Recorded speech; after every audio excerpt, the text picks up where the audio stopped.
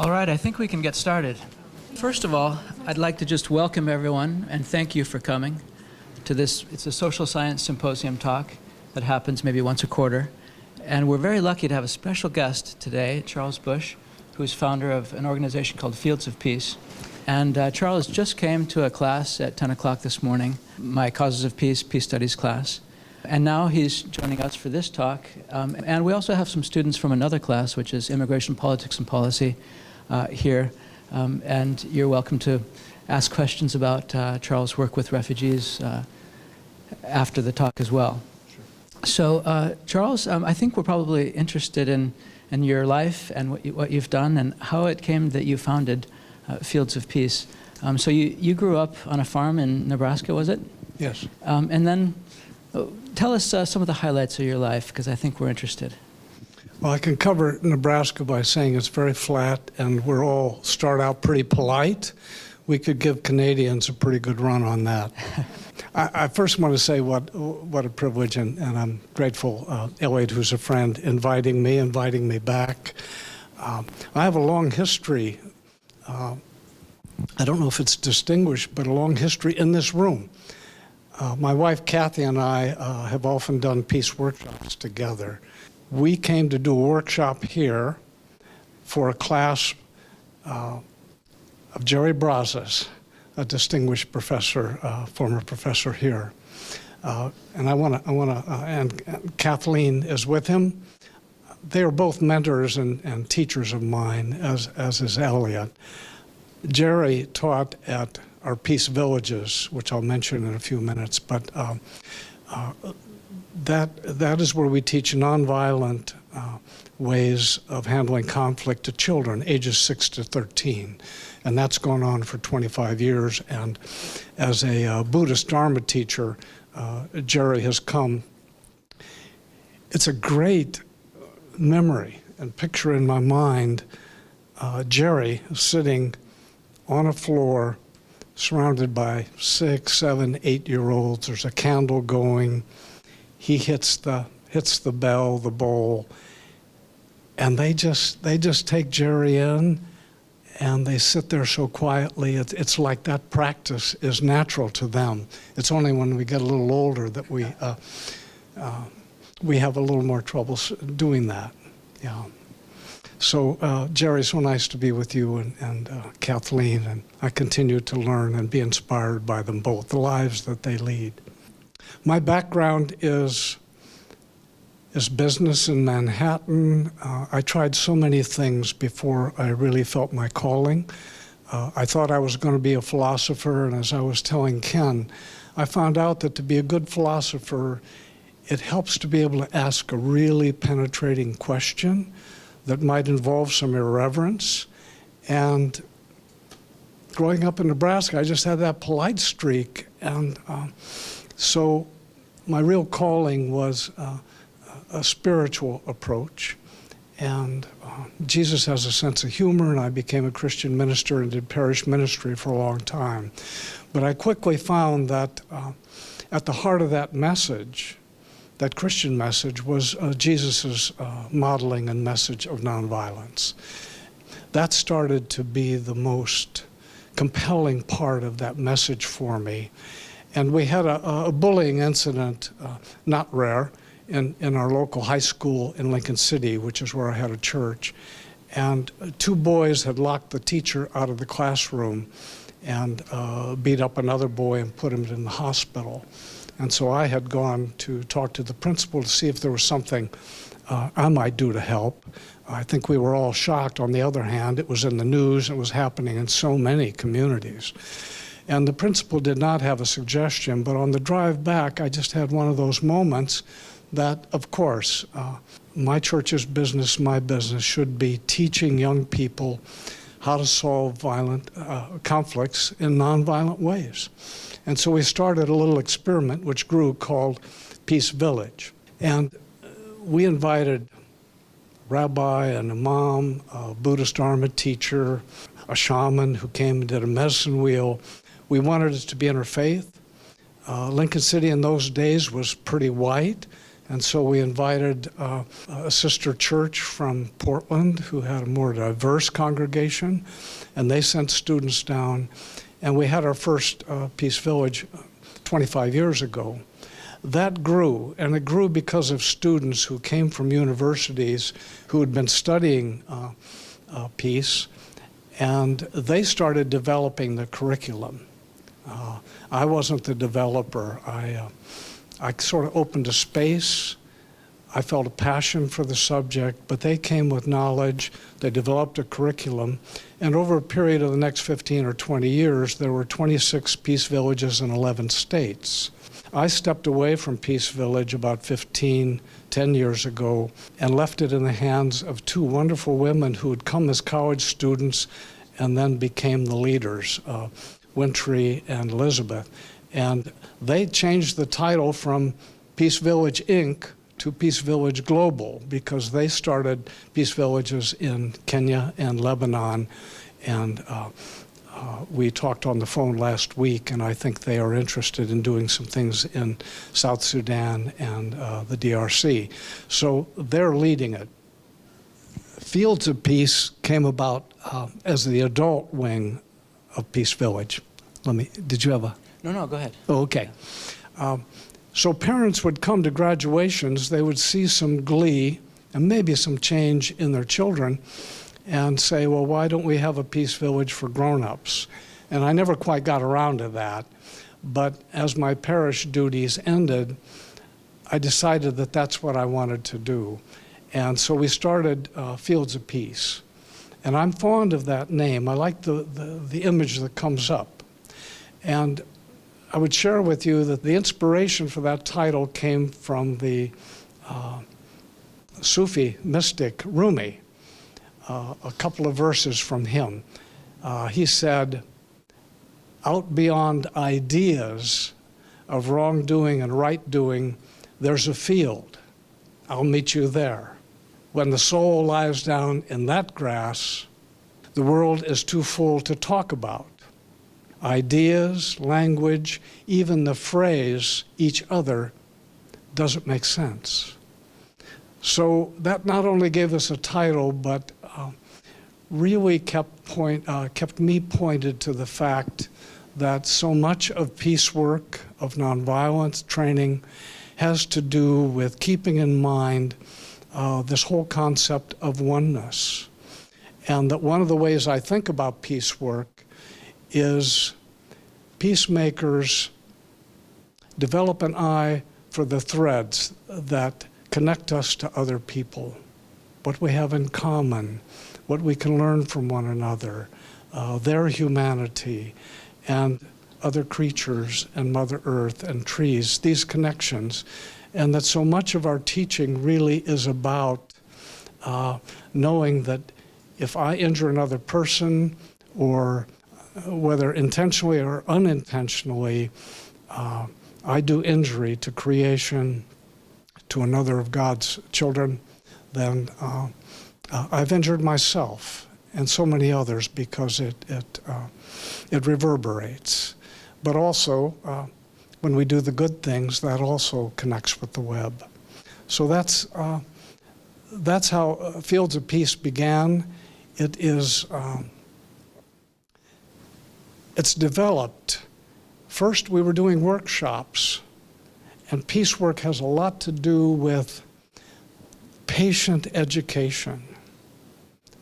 Spiritually, people like Gandhi and King, this power of love and the trust of love, even when you end up taking great risks or even injury, that's an important way to go. And then the practical way, the money spent on planes and ships and aircraft carriers and so forth to maintain war, that is a theft from healthcare and education and housing and all the things that we want for our citizens and for everyone. But I came across a document. Someone had sent to me a newsletter from Stanford University. And in it was an article by Richard Goldstone, who had been one of the first prosecutors at the International Criminal Court, but from South Africa on their Supreme Court. And he said, modern war has changed. World War I, for every 9 combatants killed, 1 civilian died. Wars then were done on battlefields. Then in the Second World War, that ratio, for every 1 combatant killed, 1 civilian was killed. So it was 1 and 1. And that modern warfare, and now we're talking about the last 3 or 4 decades, modern warfare, for every 1 combatant killed, 9 civilians are killed. For every 1, 9, and of the 9, the majority are children. So it's accurate to say that war has become the killing of children. That becomes a conscience issue. Once you know that, if you're a philosopher like Ken, it gives you a syllogism, it gives you logic. If it is an absolute wrong to kill a child, and if war has become the killing of children, therefore, I cannot be a part of any war. That became our message, and it became a promise to our children. Anyway, that's the beginning, and that's been some of my evolution. And would you care to say anything about when you were 17, you went into the Marine Corps during the Vietnam War, which I know had a big impact on your life and your thinking. And also you went to Harvard Divinity School as well. Did. I don't know if you care to say anything about those 2 events. Sure. I joined the Marine Corps at 17. I was skinny then, and I'm skinny now. And I was kind of hoping that they would put some muscle on me and I could be a real man. I had been a very indifferent high school student. Maybe some of you can identify with that. And my parents signed for me because they knew in a couple of months I was going to go anyway. And I loved the Marine Corps. And they put about 50 pounds on me, and I was a true believer. And so boot camp, combat training, and I thought, I want to make a career of this. And they had a program, and I applied for officer training. So I thought, if I'm going to make a career, I might as well be an officer. That allowed me to go to college. And during college, I'd go to Quantico for the officers' boot camp, which, by the way, was quite gentle compared to the other operation. But by the end of college, I knew that I really had other places to go. The indoctrination had worn off, and I went into other things and tried many other things before I came to what suited my nature, which was philosophy and then eventually spiritual work. So I was a partner in a business in Manhattan, selling an honest product with 3 Jewish partners. They had started the business. So we were 3 Jews and the German. And I felt a call to the ministry, and so I started looking. There are good seminaries all around. I was already in my early 40s. And I was fortunate to get into Harvard Divinity School, and I went there because I wasn't sure what I wanted to do spiritually, and because the World School of Religion was right next door to the Divinity School. So there were scholars from every religious faith there. And so when you took a course in Hinduism or Jewish mysticism, it was taught by the woman or the man who had written the book. So, and if you go to grad school in your 40s, which I recommend, you really, if you're going to sit in the classroom, you want to get as much as you can, and their catalog was wonderful. It was not a religious experience. Knowledge puffs up, somebody said, and Harvard is not a modest place. You develop your own spiritual practices, which is good practice for parish ministry because you need those practices. So then I decided that I wanted to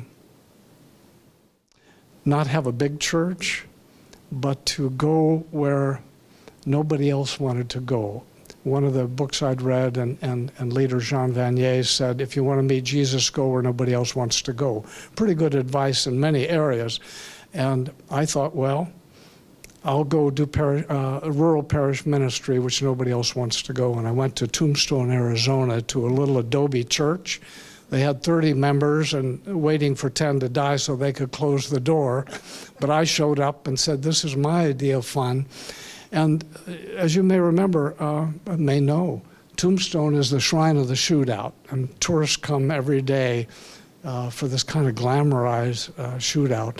But for the most part, they were kind to me there, and I started talking about nonviolence.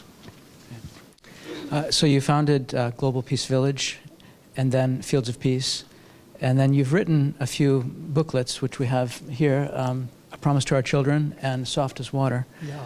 And this is really a collection of stories. You're a storyteller. Yeah. Would you care to share one or two of the stories with us? I will. I've learned a lot from the Tao. It's sort of an antidote to our culture in many ways, at least part of the culture that first hooked me. And I'm not fond of argument, and reason only takes us so far. But I'm very attracted to story, and I like learning by story. And stories allow us to just enter and take what we can from what it offers, rather than push us around. It's sort of a nonviolent way to learn. And so the first book I put together was 52 stories. They're the stories that other people tell, and then I do my own little comment.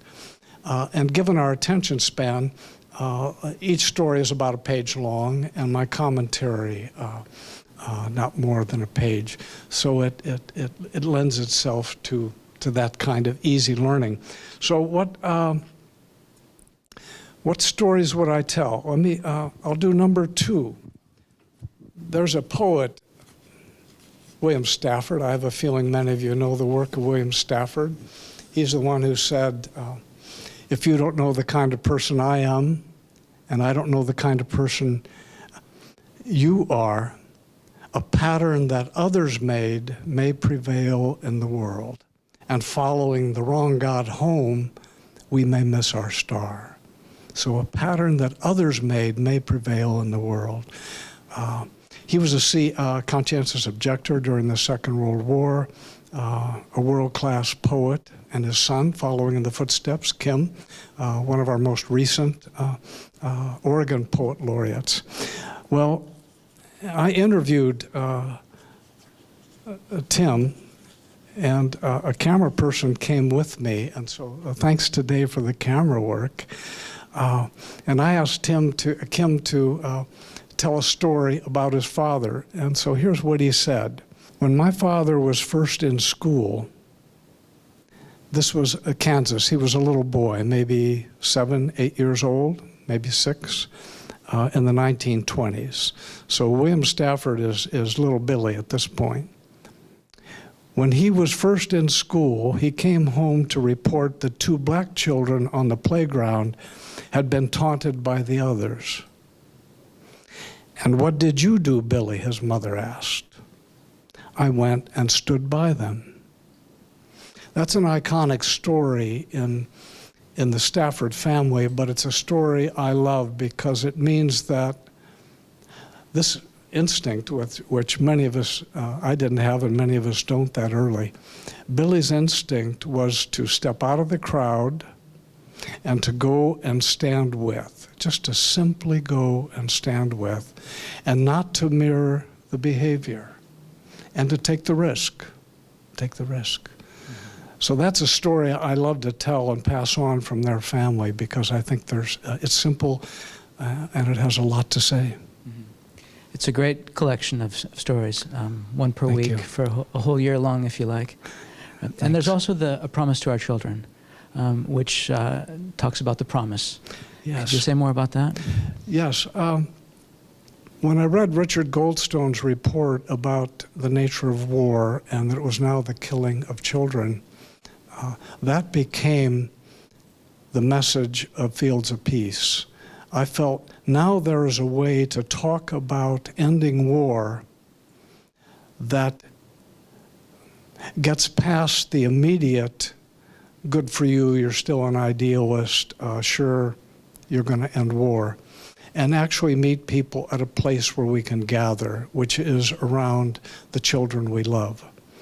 And writing about this, we came up with a promise to our children. It's 48 words. It's very, very simple. And we encourage people to repeat it each day, and that it becomes a part of their practice. The promise is this: I will not be a part of the killing of any child, no matter how lofty the reason. Not my neighbor's child, not my child, not the enemy's child, not by bomb, not by bullet, not by looking the other way. I will be the power that is peace. So that became the teaching tool that allows anybody to start doing peace work immediately, and it starts at the vow level.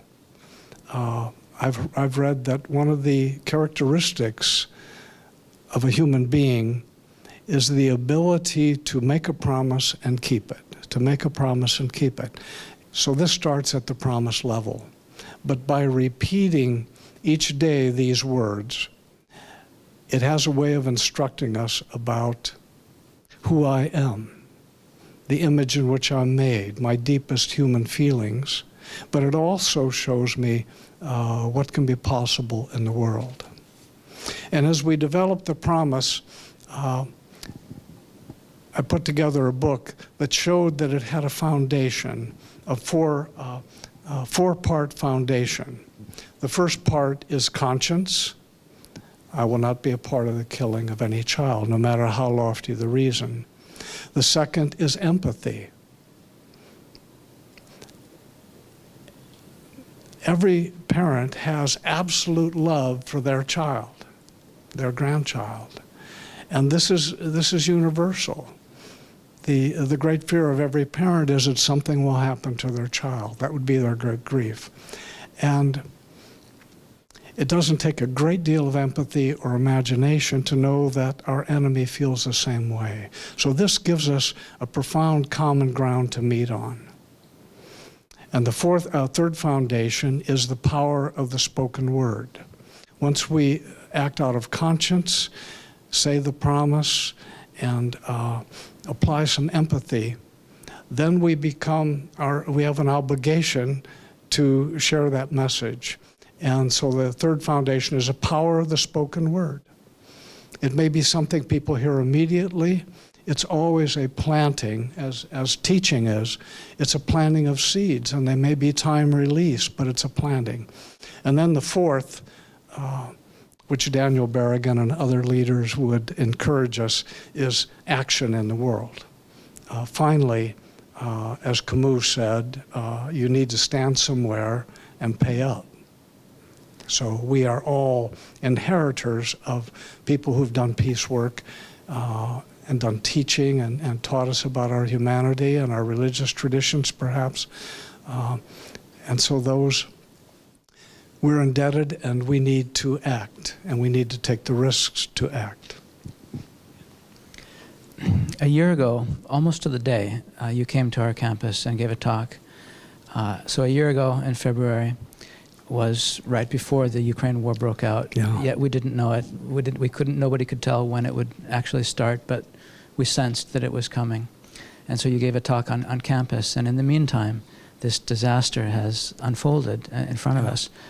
So there's a lot of looking away, don't you think, in our society, where we're supporting the military-industrial complex, we're supporting all of these things that contribute to war, and yet we seem to be so helpless watching this war unfold, and all of the children that are being killed, all the people that are being killed, all the refugees that are displaced. Is there anything we can do from our perch here in Oregon, in our little corner of the world? Well, one of my first takes when that war began, along with standing on the highway with some others and really wanting to support Ukraine, but I was also very conscious of the hypocrisy. I'm a citizen of this country, and with no more justification than Russia, we had no problem doing shock and awe in Iraq. very comparable in my mind. But as I looked at the headlines, this 1-to-9 ratio kept coming up. All of the children, all the civilians being killed. And in conversations, coffee, beer, meals with friends, with visitors, Ukraine became the subject. And I felt like a child really doesn't have age. We think of 12-year-old or someone under the technical age of 18, but really, to a mother and father, it doesn't really matter what age you are. You are their child. And I'm thinking of the Russian soldiers. I don't want to hand a rifle or a weapon to a Ukrainian soldier, and I have lots of sympathy with the Ukrainians, to aim it at a Russian. There's an 18-year-old boy or a young man or young woman, and they have mothers at home praying.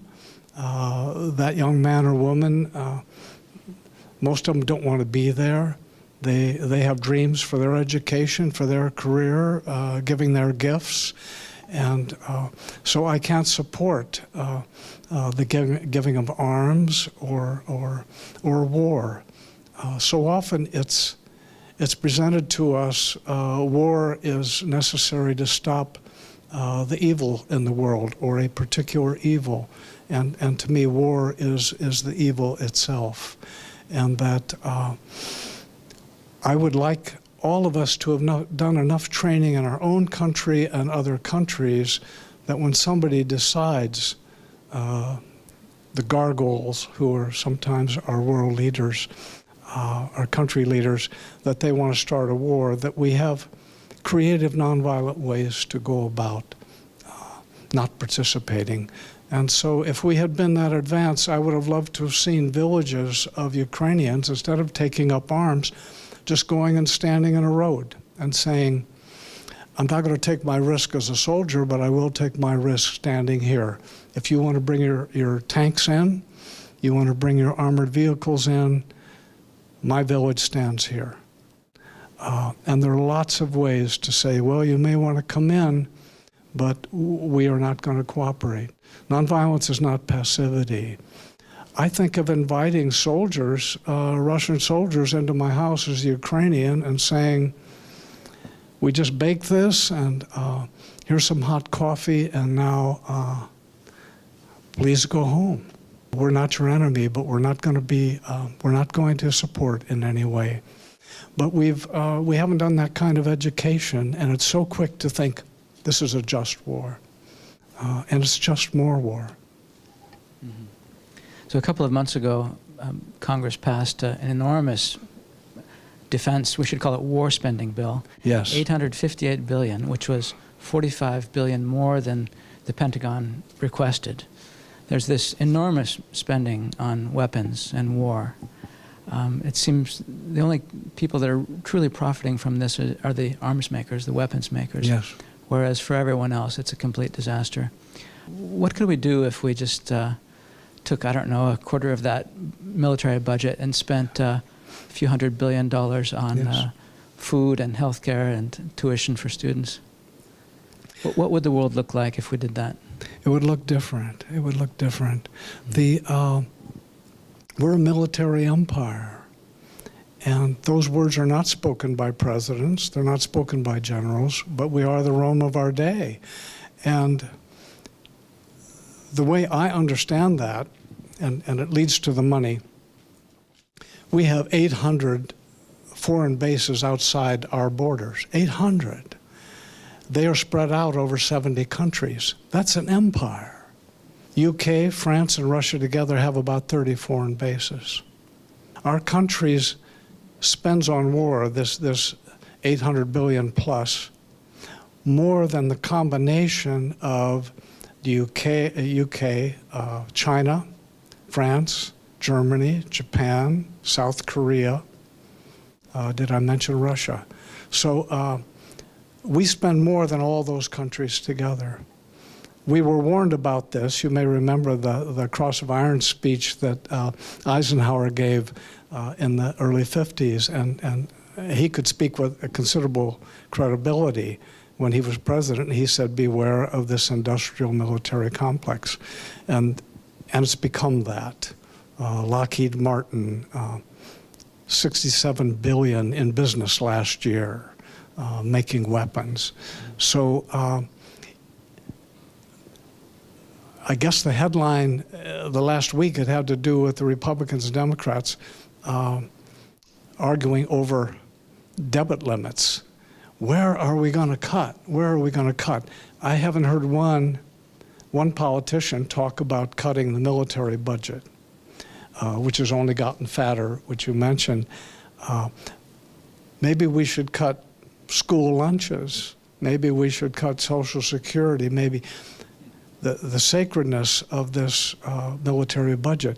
Well, I don't think we'd be any less safe if we had 400 instead of 800 foreign bases, that we didn't build that new aircraft carrier. And I think of what could happen with taking care of this homeless population, taking care of hunger, the mortality rates of children, all of the social things that we can mention. So it'd make a vast difference, and it's to our shame that we're blind to that. But what congressman or senator is going to vote to have a military base smaller in their state, or General Dynamics have one, not have a contract for more Abrams tanks? Nobody's going to vote for that because it's so embedded. So it has to come from us. Maybe the last subject we can talk about is your work with refugees through Fields Sure. of Peace. So you have you've talked with people in Africa, and you're helping refugees there and resettle refugees here, I think. And you have a truly unique invitation to students. Yeah. Maybe you could share that with them. I would be happy to. On Wednesday mornings, thanks to the technology, Google and Zoom, I meet with 2 African men from East Africa, and they are teaching our curriculum, A Field of Peace, a Field Guide to Peace curriculum of the promise. And it's very heartening to me to find out that in areas where people have experienced war and are experiencing war and violent conflict, that the promise is something that takes hold for them. And these are people who run their own peace organizations. They're familiar with many curriculums, but the promise is working on the ground for them. That's very heartening for me. So the 2 teachers, Bior Garang, he is a refugee from South Sudan. His family is there, his history is there. He's right over the border in Kenya, so that he will not be killed and his family will be safe. But he runs a peace organization called 64 Voices Organization, which really refers to the 64 tribes of South Sudan. And he is training other refugees to then go back into South Sudan and teach a promise to our children. And so we talk every Wednesday morning, and I'm learning so much from them, and I'm learning about the complications, these historic ethnic rivalries and antagonisms, and how difficult it is to reach peace and forgiveness. And the other person on the Google is James Owaka, who lives in Nairobi, and he's part of the Center for Nonviolence and Peace Building in Nairobi, but their main work is in the Democratic Republic of the Congo, one of the most conflicted areas in the world, violence, and Rwanda and Uganda. And so he is doing internet classes with students from those areas. And I'm learning from them about these, you know, if you've got 130 different ethnic cultures and many tribes going on in the Congo, and all of this ragged history, how do you bring peace? And I see the complications, I see the bravery, and I'm heartened that our little promise along with all of the other peace organizations.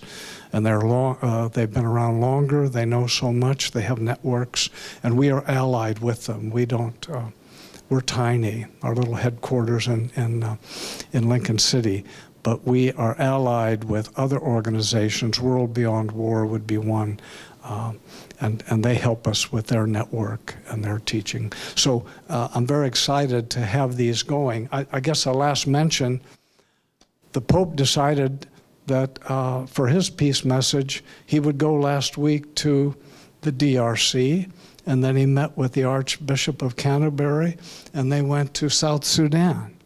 And so I'm going, wow, and those are two places where our curriculum's being taught, and we're doing peace work.